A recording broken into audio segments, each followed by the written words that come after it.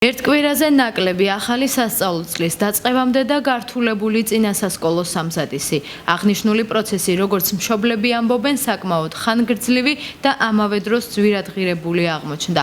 სასკოლო ინვენტარის ფასები წელს გაზრდილია, რაც განსაკუთრებით მნიშვნელოვან ნივთებზე, მაგალითად ჩანთებსა და საბაზისო სასკოლო საშუალებებზე აისახა. მოქალაქეების თქმით, საჭირო ნივთების შეძენა ოჯახებისთვის დამატებით ხარჯებს უკავშირდება და ზოგ შემთხვევაში დიდი ფინანსური ტვირთიც ხდება. რა უცილებელი ნივთები იყიდეთ? რა უცილებელი და აი პირველადი რა. თითო შარვალი, თითო ზედა, თითო ფეხზე, მეტი არა და ასე ცოტა რვეულები და იგი და მე რა თქმა უნდა ვიყიდით. ისეთი ფასები აქვს ყველაფერს, კატასტროფა. განსაკუთრებულია.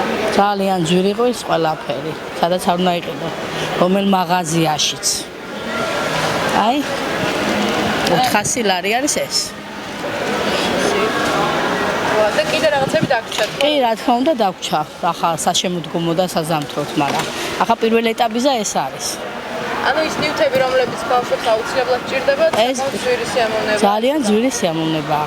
ძალიან. მოთხოვნა ალბათ დიდი და არა, უყურე მოთხოვნა არ არის დიდი, მაგრამ ფორმები რომ არ არის. აი, ამიტომ არის ეს. ფორმები რომ იყოს, იყიდი ერთ და ორ ფორმას და შე მეტი არ იქნება საჭირო და როცა ფორმა არ არის, ყველას უნდა. ძალაუნებურად. ეს არც მეტი ჩრობა არაფერი.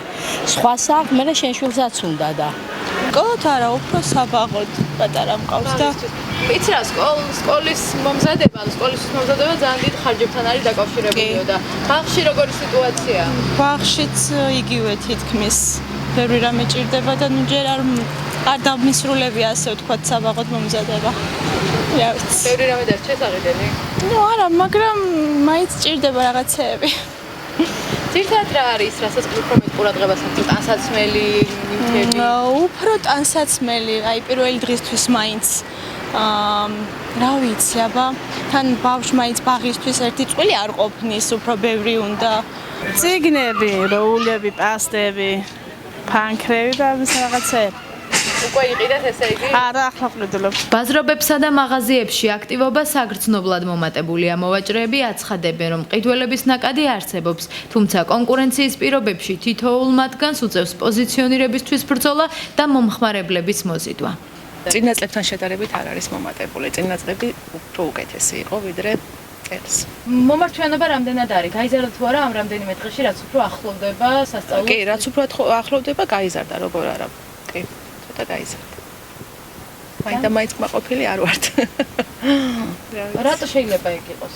რისგან შეიძლება იყოს გამოსავალი? ისგან შეიძლება ჯერ ყველგან არის. ყველაფერი უკვე გახსნილი, ნივთები ყველაფერი ულაგია. კონკურენცია ძალიან მაღალია. ოჯახებისთვის, რომელთაც ფინანსური შესაძლებლობები შეზღუდული აქვთ, დასახმარებლად მხარდაჭერის ინიციატივით გამოდიან და სასკოლო ჩანთებს სრულიად უსასყიდლოდ გადასცემენ. აქვე დავამატებ ჩემი მაღაზიის სახელით, გავასაჩუქრებ ორ ჩანთას, ერთი გოგონასთვის, ერთი ბიჭუნასთვის, ვისაც არ აქვს შესაძლებლობა შეიძინოს.